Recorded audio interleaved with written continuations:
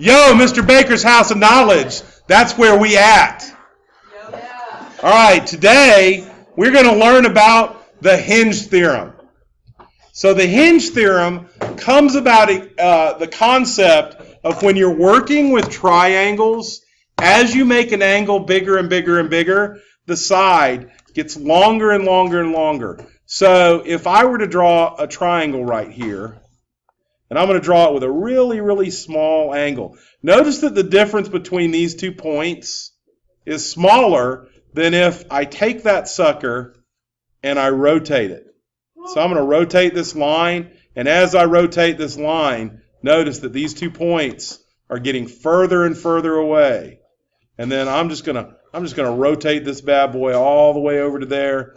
And look at how far away those points are. If I were to connect a line on this triangle, that triangle would be so much further away than it was when I had the triangle looking like this. Okay? So what I'm saying is, I'm saying that this line right here is shorter than, say, this line way over here.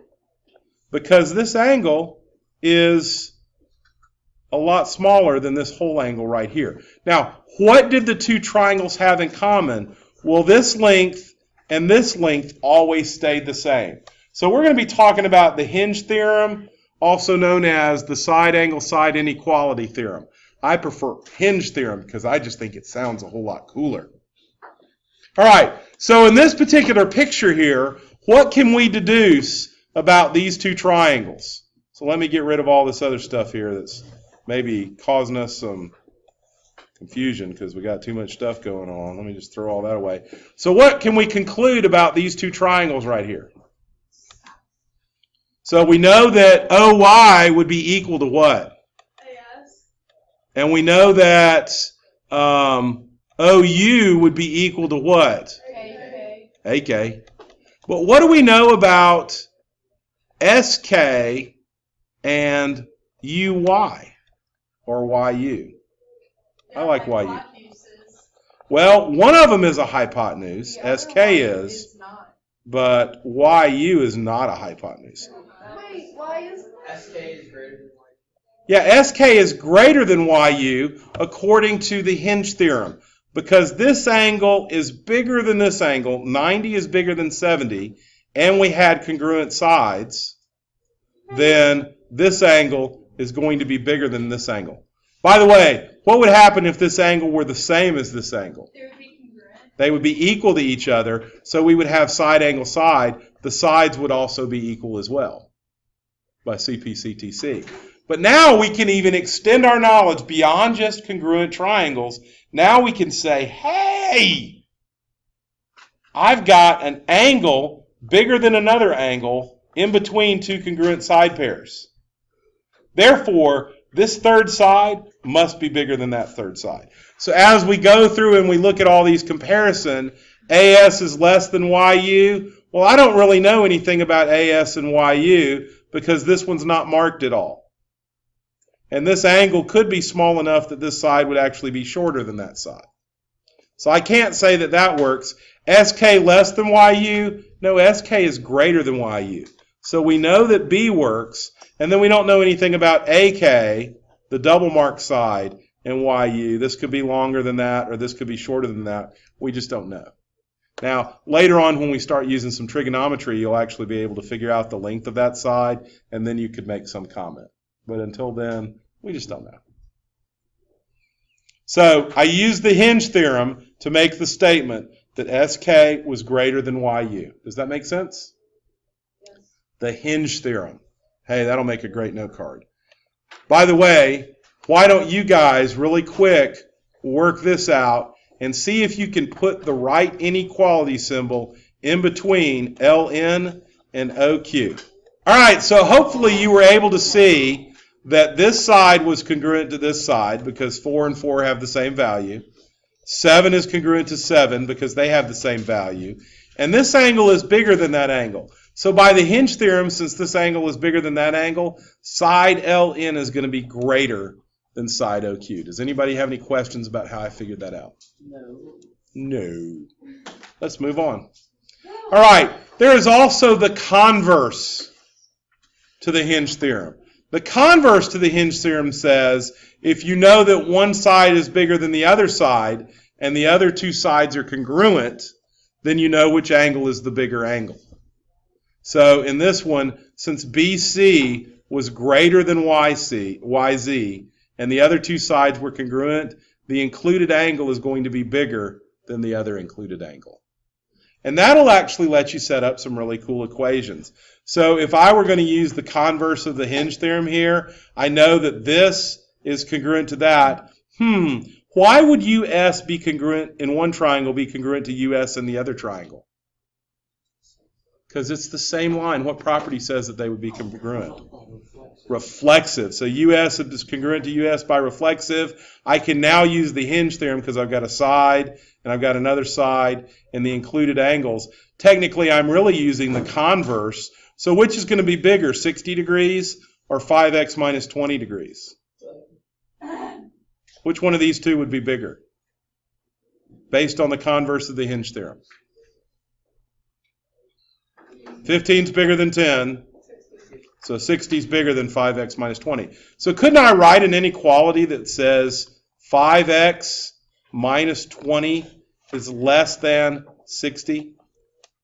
Couldn't I write that? You could. Well, I just did. And now I can use the wonderful world of algebra to solve this inequality for x. I would do that first by subtracting 20, or adding 20 to both sides. So plus 20 plus 20. So when I add 20 to both sides, minus 20 plus 20 is going to cancel out, but then I will be left with 5x is less than 80. And then I can use division, and I can divide both sides by 5, and then I can actually come up with a conclusion that 5 has got to be less than 16. No, not 5, x. Of course 5 is less than 16, but we want to know what the variable is, because the 5s were canceled out. So x is less than 16. All right, well, you could go watch the video later. So there's also, now because of the hinge theorem, I was able to set up this inequality. Can anybody possibly think of an inequality that might also be in existence?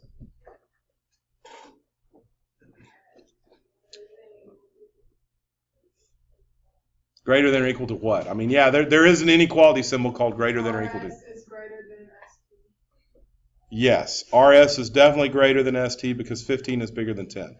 How about the fact that 5x minus 20 must be greater than 0?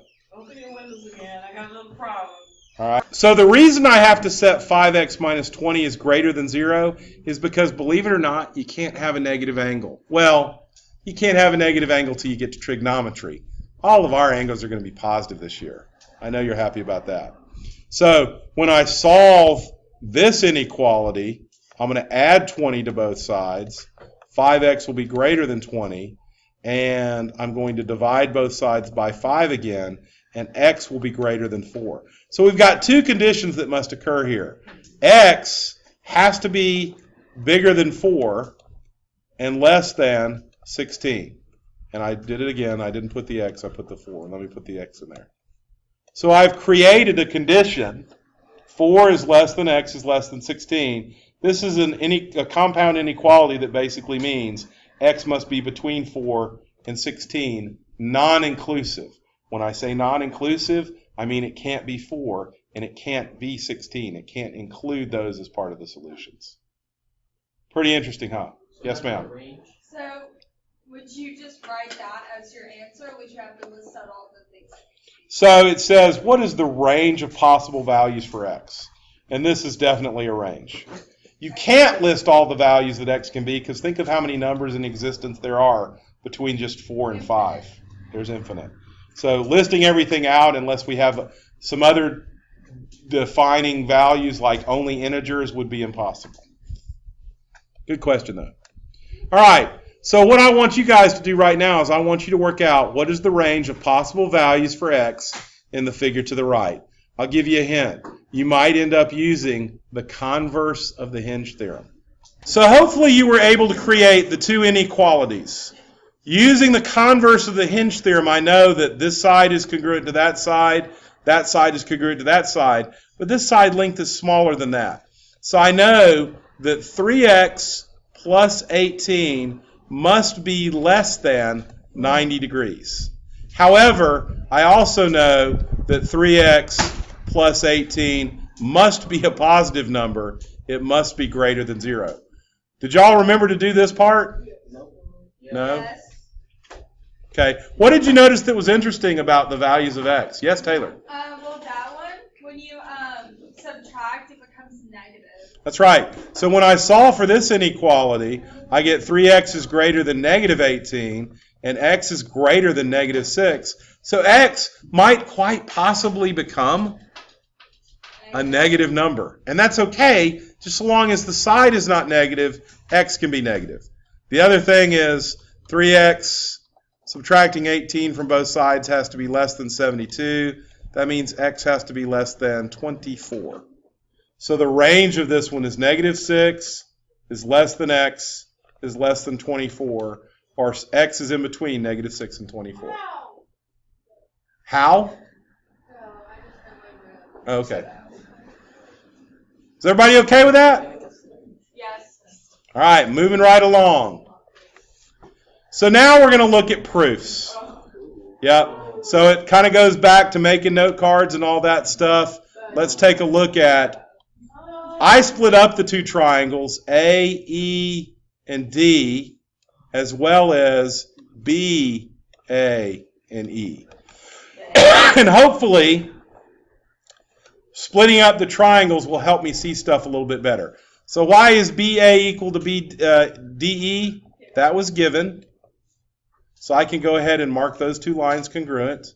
Why is AE equal to AE? Reflexive. And so that is congruent to that. And BE is greater than DA. So BE is bigger than DA. Why? Would it be the hinge? How about given? Given. And so now that we know that that is bigger and the other two sides are congruent, we can use the hinge theorem to say that BAE, this angle right here, was bigger than DEA, this angle right here. So now, here's where we apply the hinge theorem. Oh, but we're not done yet. Why is DEA equal to DEB plus BEA? Why is this equal to this? So let's take a look at that. DEB, this angle right here, and BEA, this angle right here.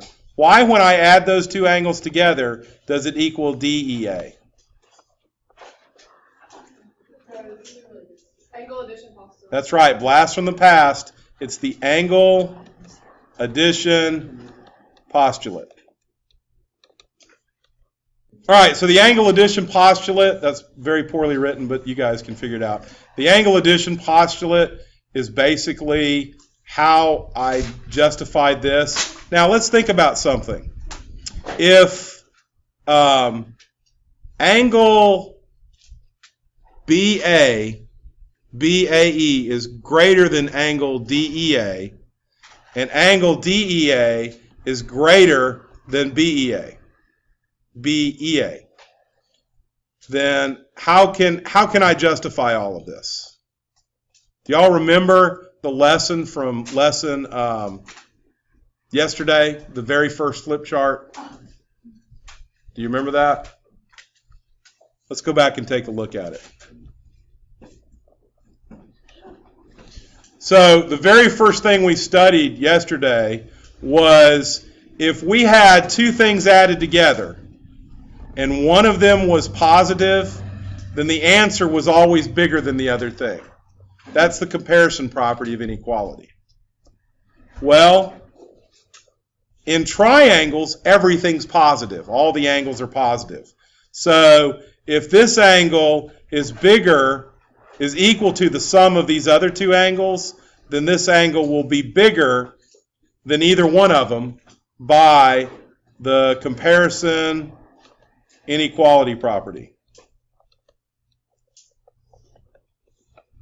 And now, this angle is bigger than that angle, and that angle is bigger than that angle, so this angle should be bigger than that angle.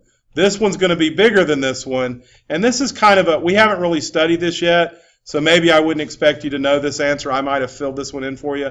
This is kind of a transitive inequality property. So basically, if I have a really big angle here and it's bigger than this angle, and then this angle is bigger than a third angle, then the first angle will be bigger than the third angle. In other words, if this is 90 and this is 70, and this is 70 and this is 50, then the 90 will automatically be bigger than the 50. So, proofs on this stuff in terms of what you'd have to encounter in terms of tests and stuff like that, I don't think I would really be too particular about you coming up with the statements, but I would want you to be able to come up with the reasons. Okay? And if it's a reason we haven't really focused on, then I'll probably go ahead and put that reason in. For example, let's say that we've got this proof right here. So I would expect you to be able to say the reason that angle MON is equal to 80, and the reason that O is the midpoint of LN is because of given. I would expect you to recognize given information. The next step in this one is going to be that MO is equal to MO. What do y'all think the reason for that is? Reflexive. I would expect you guys to be able to know that. So here's what we've got here so far. We've got this, and we've got this, and we've got this. And in fact, this angle right here is 80 degrees. If I put something down like the measure of angle LOM plus 80 equals 180.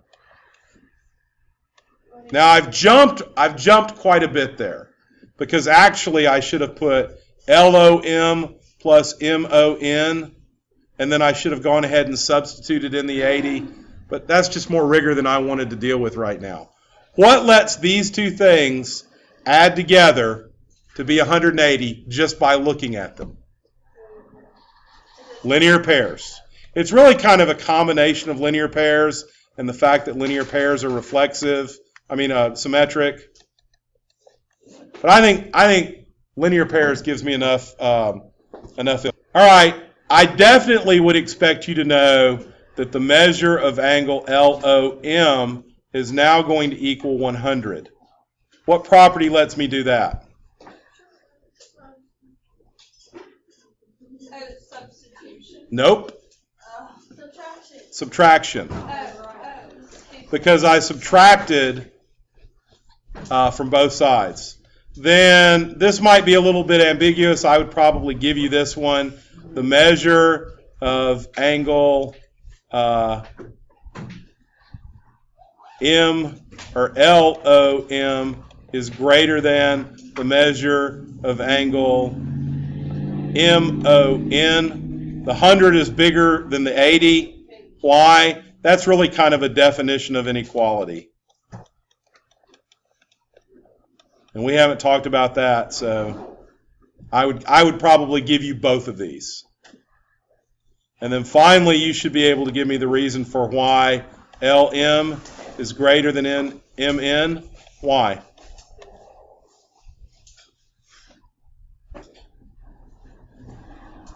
Why is this side bigger than that side if that angle is bigger than that angle? Something about hinge. What about it? Hinge property. Hinge theorem. Yep. Knew it. Is it the hinge theorem or the converse of the hinge theorem? Hinge theorem. It's the hinge theorem. We know the angles. We're saying something about the sides. All right, so your homework is that. Don't forget, tomorrow we're going to go over this homework.